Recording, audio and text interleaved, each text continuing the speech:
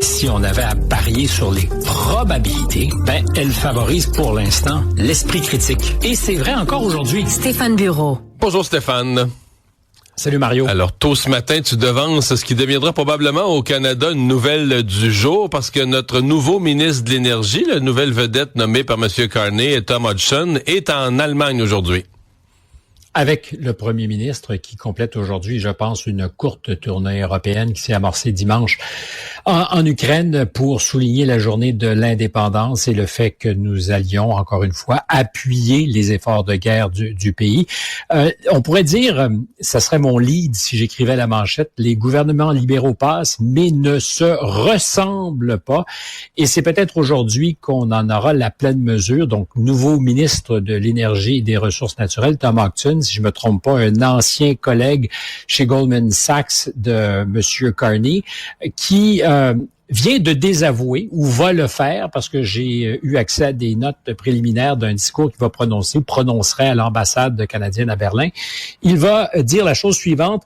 Contrairement, je le cite, au précédent gouvernement, le gouvernement de M. Trudeau, qui avait fermé la porte aux exportations de gaz liquide, s'il y a de la demande et que les infrastructures sont construites, nous allons livrer la marchandise. Je te rappelle qu'en 2022, alors que les Allemands, qui avaient toujours compté sur le pusher russe pour leur cam pas cher, quand je parle de cam, je parle d'énergie, particulièrement de gaz, grâce à Nord Stream, et qui se sont retrouvés un peu comme la cigale dans la fameuse fable de La Fontaine, un peu dépourvue quand la bise s'est mise à souffler parce qu'il faisait froid en Allemagne et qu'il n'y avait plus d'énergie à bon prix.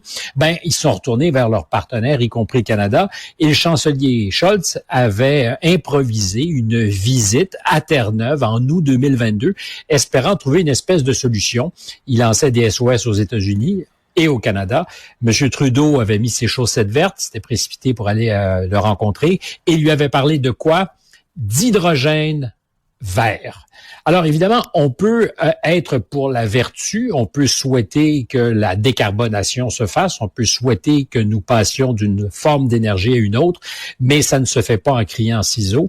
Et quand tu as froid, quand tu as des industries comme les Allemands qui dépendent pour beaucoup de l'énergie, et que la réponse de ton partenaire, c'est « Que dirais-tu d'un peu d'hydrogène vert? » Ils sont partis. Ça fait un peu ésotérique, là. Non seulement ça fait ésotérique, ça fait pas sérieux. Et ils sont partis en faisant semblant d'être contents et ils se sont dit, c'est clair qu'on peut pas compter sur les Canadiens parce que leur espoir, c'était plutôt du gaz liquide. C'est pas optimal, mais c'était une solution de rechange et ça sera pour l'Europe à court et moyen terme une solution de rechange importante. Les Américains n'ont pas attendu.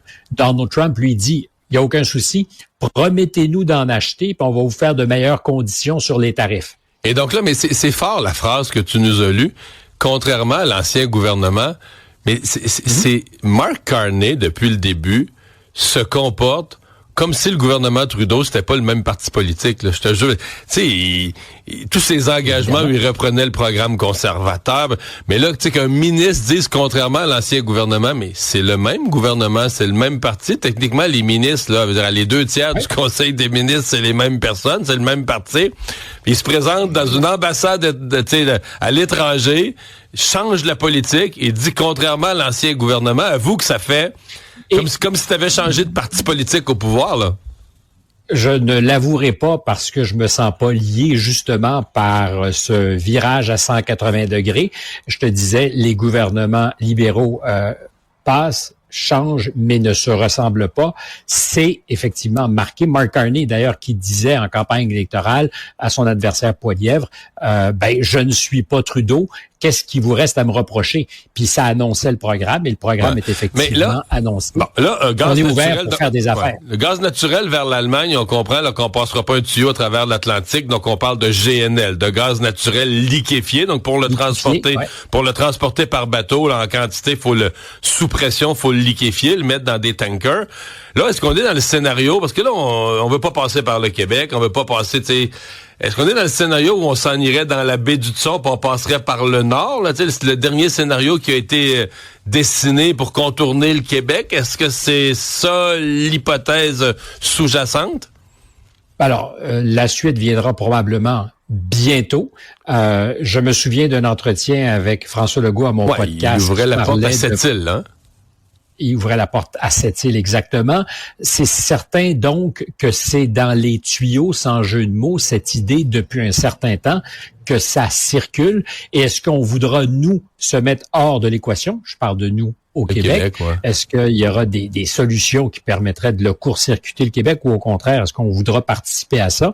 Parce que c'est évident qu'il y a sur un horizon long une demande en Europe pour de l'énergie accessible, même si elle est chère. Parce que une fois que tu l'as liquéfié, ce gaz, et que tu le détends une fois qu'il est arrivé en Europe, tu as le coût du transport qui est très, très élevé, plus cher évidemment que par pipeline, mais c'est le moindre mal pour les Européens, pour les industries européennes, et ils sont prêts à payer. Ouais. Donc, il y a évidemment pour l'Alberta et les producteurs quelque chose de très tentant, mais c'est de l'économie canadienne dont il est ici question, et c'est clair que Mark Carney, il a envie de parler d'économie. Bon, je vais conclure en disant que ce serait très québécois de chialer pendant des années. On veut pas ce pipeline-là qui passe chez nous. Puis s'il nous contourne par la baie du Hudson, de chialer pendant des années en disant... On va chialer aussi. T'es carré, ils nous ont contourné, le Québec, on n'existe plus. Mais bon, je me tais là-dessus. Je veux te permettre de parler... Mais ça serait très québécois, là. J'ai ça dans la tête. Bon, c'est déjà vu. Oui, ça c'est déjà vu. Attaque frontale de Donald Trump contre la Fed. A fait, bon, d'abord chiale contre le président de la Fed, M. Powell, depuis longtemps, mais là, a fait congédier une des membres pour une histoire d'hypothèque qu'on dit de corruption. Fraude hypothécaire. Elle se serait déclarée résidente, d'avoir sa résidence principale dans 2 États et d'avoir demandé des hypothèques dans les 2 cas, ce qui serait potentiellement une fraude dite hypothécaire. Ce qui est pas bien pour une gouverneure de banque centrale. On le comprend si c'est vrai. Évidemment, ça regarde mal, on s'entend. Dénoncé par William Pulte, qui est le nouveau patron de l'Agence fédérale de financement du logement, donc nommé en janvier dernier par M. Trump, qui a dit, attention, est en train de faire quelque chose de pas correct. Elle n'est reconnue coupable de rien. Elle dit qu'elle voudra se défendre. Et Donald Trump, lui, n'a fait ni un ni deux et a décidé de la congédier. Elle se défend, elle n'est pas encore partie, mais ça participe de manœuvres costaudes de Donald Trump contre la Fed, la Banque centrale américaine, qui est une institution indépendante. C'est comme ça que ça a été créé, c'est comme ça que les marchés la veulent, donc capable de résister aux pressions politiques. Il n'y a pas un président dans l'histoire qui n'aurait pas envie à l'occasion de passer ses commandes à la Fed, particulièrement quand les taux d'intérêt sont élevés, parce que les consommateurs n'aiment pas ça, mais ça fait partie des remèdes de cheval des fois que la Fed doit employer pour ramener l'inflation un peu. Et c'est ce que refuse de faire le patron de la Fed, Jérôme Powell, à la demande pressante de Donald Trump, qui l'a par ailleurs nommé.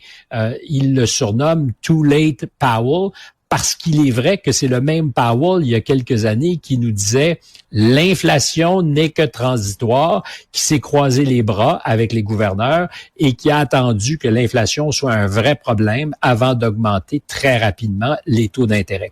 Donc, il y a une guerre qui se livre au plus haut niveau entre le président, je ne sais pas si tu te souvenir cet été de la scène absolument ubuesque, sinon loufoque, de Donald Trump, qui va faire une visite de chantier parce qu'on a entrepris de rénover. Et là, c'est vraiment au premier degré, rénover l'édifice de la Fed, un chantier qui va coûter quelque chose comme 2 milliards de dollars. C'est une affaire de fou. Les deux étaient côte à côte, le petit Jérôme Powell, petit gabarit à côté de l'énorme Trump, avec chacun leur casque sur la tête, et Trump qui le tensait, qui le trollait, et l'autre qui était, pour ceux qui ne voient pas, mais en train de faire « Non, c'est pas vrai, ça n'a pas coûté 2 milliards ». Enfin, donc, Trump qui, de tous ses moyens ou de ceux qu'il a à sa disposition, essayer de l'écœurer et souhaite surtout qu'il démissionne avant le mois de mai de l'année prochaine, parce que c'est la fin de son mandat, en espérant avoir un gouverneur plus sensible à cette doléance qui pourrait baisser les taux d'intérêt. Et c'est le combat en ce moment sur les marchés. Est-ce que... Mais ça n'a pas énervé les marchés, là. Tu sais, il y a eu la baisse. Quand Trump a annoncé ses tarifs, là, les marchés ont planté. C'était un très mauvais mois d'avril. Mais de mai jusqu'à hier soir, la bourse américaine, canadienne aussi, ça va plus que bien. En fait, on dit même que certains disent que la bourse est dopée à l'hélium. Nerveuse aujourd'hui, par exemple. Là. Dopée à l'IA, à l'intelligence artificielle. Oui, plus qu'à l'hélium, effectivement. Extraordinaire en avril dernier, le 2, 3, 4, 5 avril, presque 20%. On était en territoire de correction boursière.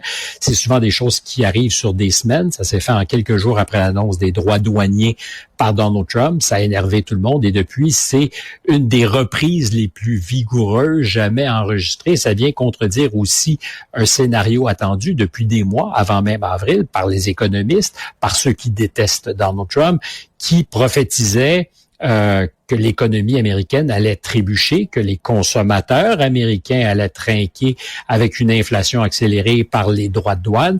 Et il y a en ce moment des indices, je le précise tout de suite pour ceux qui nous écoutent, qu'il y a de l'inflation dans le pipeline, pour garder notre métaphore du jour, mais c'est pas encore une explosion. Puis on peut même se demander, c'est ce que je pose comme question à répétition depuis quelques semaines, est-ce qu'il y a des esprits mal barrés qui souhaiteraient une catastrophe économique qui viendrait plomber tout le monde, y compris les Canadiens, parce qu'on est dépendant de leur économie, juste pour faire la démonstration que Donald Trump est un gros niaiseux.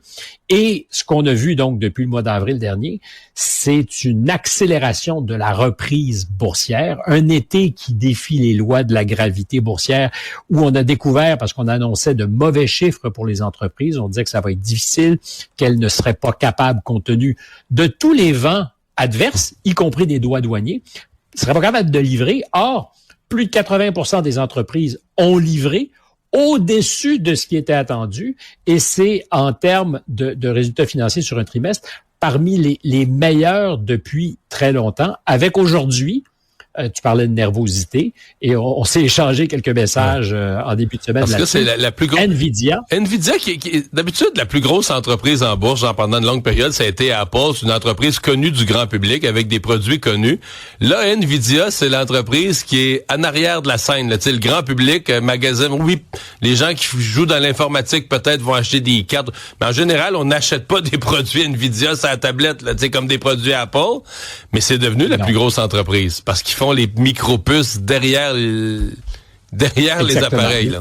Les micropuces qui n'ont plus rien de micro, parce qu'on parle de stack, littéralement de meubles, des microprocesseurs qui sont en soi des frigos et qui sont les éléments essentiel à l'explosion de l'intelligence artificielle. C'est, selon les jours, la plus grande capitalisation boursière au monde avec Microsoft. Depuis quelques semaines, on a vu les résultats de tous les géants de l'IA, Google, Meta, qui commencent à livrer des profits liés à leurs activités en intelligence artificielle, mais aussi qui annoncent des investissements colossaux. 400 milliards de dollars de CapEx, Capital Expenditure, de dépenses de capital pour des infrastructures, pour acheter des produits à Nvidia, entre autres, et on verra si les chiffres sont ce soir au rendez-vous. Je te dirais qu'il n'y a pas énormément de suspense pour une raison simple, c'est qu'on a vu que leurs acheteurs ont dépensé beaucoup. Est-ce que ça sera à la hauteur des attentes? J'en sais rien, mais ça sera des chiffres énormissimes, parce qu'on dépense de manière folle et débridée. Je termine, je ne sais pas ce qu'il nous reste comme temps, mais je me suis, moi, intéressé beaucoup à cette folie boursière cet été. Et j'ai trouvé une étude intéressante pour ceux qui s'intéressent au marché, où on faisait le parallèle de la croissance boursière à la fin des années 90, alors qu'on avait la bulle de l'Internet, mais combinée aussi à la téléphonie sans fil. C'était des révolutions qui ont fait carburer l'économie, et à la bulle ou alors à la progression fulgurante de l'intelligence artificielle, son impact sur les marchés boursiers. On dit que ce sont des courbes parfaitement corrélées, mais vraiment, c'est comme si tu les collais l'une sur l'autre. Alors, je me dis, bon, ça y est, ils doivent être proches de mars 2000, quand ça a pété. Or, non, la corrélation est parfaite, mais on serait aujourd'hui à peu près en 98. C'est-à-dire qu'il resterait plus ou moins 2 années d'investissement et de spéculation liées au développement de l'intelligence artificielle. C'est pas un pronostic que je fais, j'ai pas ces compétences-là, mais le travail avait été sérieusement exécuté. Il y aura des corrections peut-être, mais on peut faire l'hypothèse, parce que ça génère des investissements partout, là. De la construction des centres de données, les équipementiers, jusqu'aux les centrales nucléaires pour approvisionner tout ça en électricité. L'énergie. Ah oui, exactement. L'énergie, c'est fou. Donc, ce soir, rendez-vous important. Les profits d'NVIDIA. Qui aura peut-être un impact sur les marchés boursiers cette nuit ou demain. Salut Stéphane, à demain.